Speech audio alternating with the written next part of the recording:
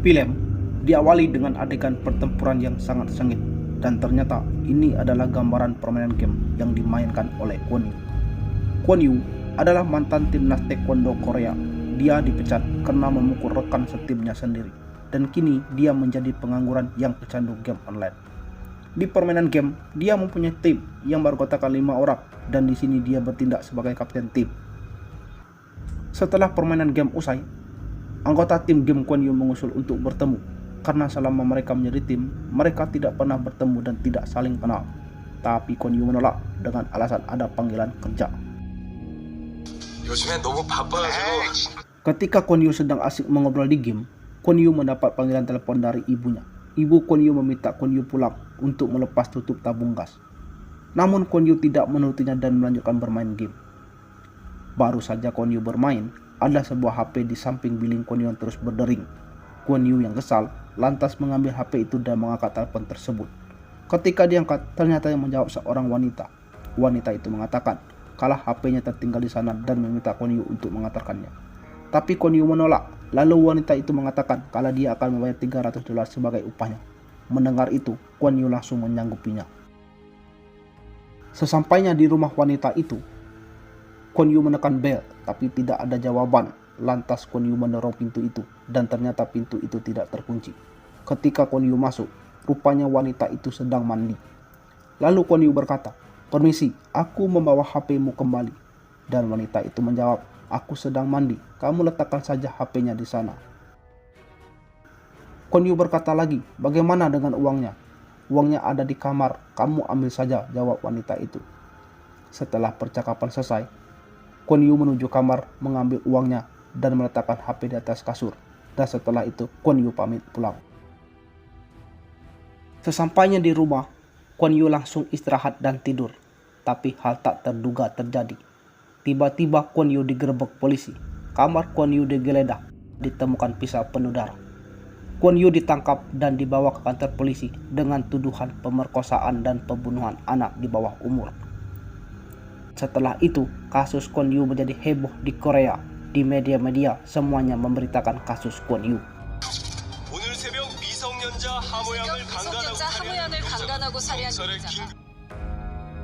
Di kantor polisi, Kwon Yu diinterogasi. Polisi menanyakan semua bukti, dan di sana Kwon Yu hanya terdiam, tidak bisa menjawab apa-apa.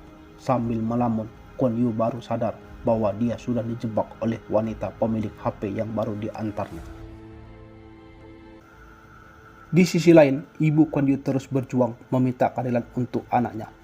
Dengan membagikan brosur, meminta dukungan masyarakat. Tapi tidak ada yang peduli. Bahkan ada yang melemparkan brosur itu ke wajah ibu Kwon Yu.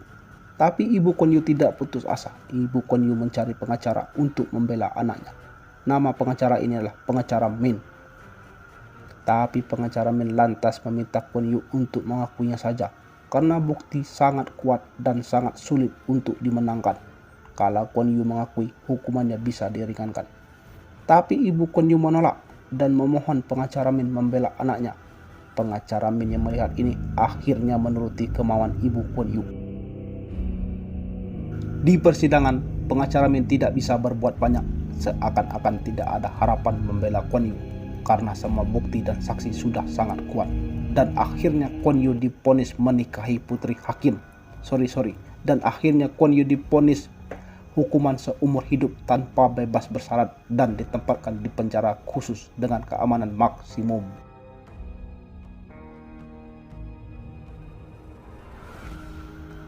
Adegan selanjutnya beralih di dalam penjara. Di hari pertama di penjara, Kwon Yu seperti orang bodoh yang linglung. Dia berjalan dari sel pergi ke ruang makan. Di sana ditetapi sinis oleh Mak Du-soo. Mak Du-soo adalah bos di penjara. Dia ditakuti karena menjadi mafia penjualan senjata dan manusia. Setelah selesai makan, mereka semua berkumpul di lapangan penjara. Kwon Yu yang menyendiri di dinding penjara dihampiri oleh anak buah Mak Du-soo. Anak buah Mak Du-soo menyeret dan melempar ke hadapan Mak Du-soo. Mak Du-soo berkata kepada Kwon Yu sambil menjodorkan tinjunya. Mak Du-soo berkata, "Kamu datang untuk ini bukan?" Memperkosa anak kecil terkutuk. Mendengar itu, Kwon Yu marah dan spontan menyundulkan kepalanya ke wajah Mak Du-soo. Tapi anak buah Mak Dusu langsung menghajar Kuan Yu. Petugas lapas melihat hal itu hanya diam. Setelah Kuan Yu babak belur, barulah mereka meleraikannya dan bahkan memukul kepala Kuan Yu. Hari demi hari Kuan Yu selalu disiksa oleh Mak Dusu hingga pada suatu hari Kuan Yu putus asa dan memutuskan untuk bunuh diri. Di dalam sel tahanan, Kuan Yu menggigit urat nadinya sendiri, namun aksinya berhasil dihentikan oleh petugas lapas.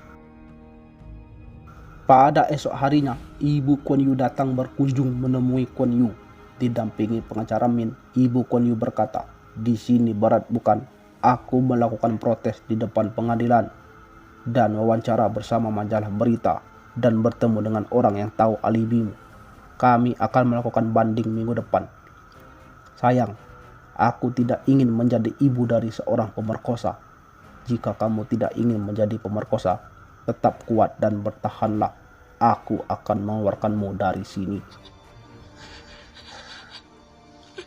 Setelah mendengarkan perkataan ibunya, semangat hidup Kuan Yu muncul kembali. Di ruangan makan, Mak Dusu melihat Kuan Yu makan dengan lahap. Mak Dusu berkata pada anak buahnya, "Lihat dia punya semangat hidup. Sebaiknya aku membantunya." Lalu Mak Dusu membawa Kuan Yu ke ruangan kosong dan menghajar Kuan Yu. Hari demi hari Kuan Yu selalu disiksa oleh Mak Dusu. Ketika di ruangan makan, Kuan Yu dihampiri oleh bapak tua. Bapak tua itu berkata, "Kamu pasti seorang atlet. Kamu melindungi bagian vital saat dihajar. Aku telah memperhatikanmu. Kamu bukan seorang pembunuh dan pemerkosa. Aku yakin Mak Dusu tahu bahwa kamu bukan seorang pembunuh dan pemerkosa." Tapi di percakapan ini tidak diperlihatkan lagi kelanjutannya. Di sisi lain, Mak Dusu selalu melihat Kuan Yu yang tidak mau tunduk, memutuskan menghajar Kuan Yu dengan besi tumpul dengan tujuan mau membuat Kuan Yu cacat. Tapi kali ini Kuan Yu tidak tinggal diam. Kuan Yu lalu mengambil besi kecil dan merakitnya menjadi panah. Ketika Mak Dusu mau memukul Kuan Yu, hal tak terduga terjadi. Mereka jatuh satu persatu terkena panah Kuan Yu. Setelah mereka jatuh terkapar, petugas lapas datang, tapi kali ini mereka hanya mendiamkannya saja dan membiarkan Kuan Yu pergi begitu saja. Di hari berikutnya, Kuan Yu mendapat kunjungan dari pengacara Min. Ternyata kedatangan pengacara Min mengabarkan kalau ibu Kuan Yu sudah meninggal bunuh diri karena depresi dengan kasus Kuan Yu. Kuan Yu yang mendengar itu seperti tersambar petir, air mata terjatuh dengan sendirinya dan semangat hidup Kuan Yu hilang seketika. Adegan beralih di lapangan penjara. Di lapangan penjara, anak buah Mak Dusu membuat keributan. Mereka berencana membunuh Kuan Yu. Ketika kerusuhan terjadi, Mak Dusu datang menemui Kuan Yu dengan sebilah pisau. Ketika Mak Dusu mau menusuk Kuan Yu malah berbalik menebas muka Mak Dusu dengan sebilah besi kecil. Melihat hal itu, petugas lapas menodongkan pistol ke arah Kuan Yu. Tapi Kuan Yu malah menusuk perutnya sendiri. Petugas lapas lalu bergegas membawa Kuan Yu ke rumah sakit. Ketika di dalam ambulan, adegan flashback percakapan Kuan Yu dan bapak tua itu muncul. Bapak tua itu berkata, "Jika arteri, otot, atau organ terluka, kamu dalam masalah. Jadi jangan menusuk terlalu dalam. Serang pinggul, mengerti? Ada rencana setelah bebas?" Kuan Yu menjawab, "Aku akan membersihkan namaku. Aku berjanji kepada ibuku, aku tidak akan menjadi pemerkosa." Ternyata aksi bunuh diri Kuan Yu hanya bagian dari rencana melarikan diri dari penjara. Di dalam ambulan, Kuan Yu melanjutkan aksinya. Kuan Yu mengambil jarum suntik bius, mengancam penjaga lapas memberikan kunci borgol. Tapi penjaga lapas malah mengambil pistol dan menembak Kuan Yu. Tapi tembakannya meleset dan mengenai sopir ambulan dan menyebabkan kecelakaan. Kuan Yu yang berhasil mengambil kunci borgol lalu bergegas kabur. Namun penjaga lapas menodongkan pistol menyuruh Kuan Yu berhenti. Tapi tiba-tiba penjaga lapas malah membiarkan Kuan Yu kabur. Dan ternyata penjaga lapas ini tahu kalau Kuan Yu bukanlah pelakunya. Setelah berhasil kabur, Kuan Yu pergi ke rumah pengacara Min. Di sini pengacara Min memberi kalung peninggalan ibunya. Dan tiba-tiba polisi pun datang. Pengacara Min berkata, "Maaf, aku sudah menelepon polisi." Melihat hal itu, Kuan Yu langsung kabur dan melompat dari jendela.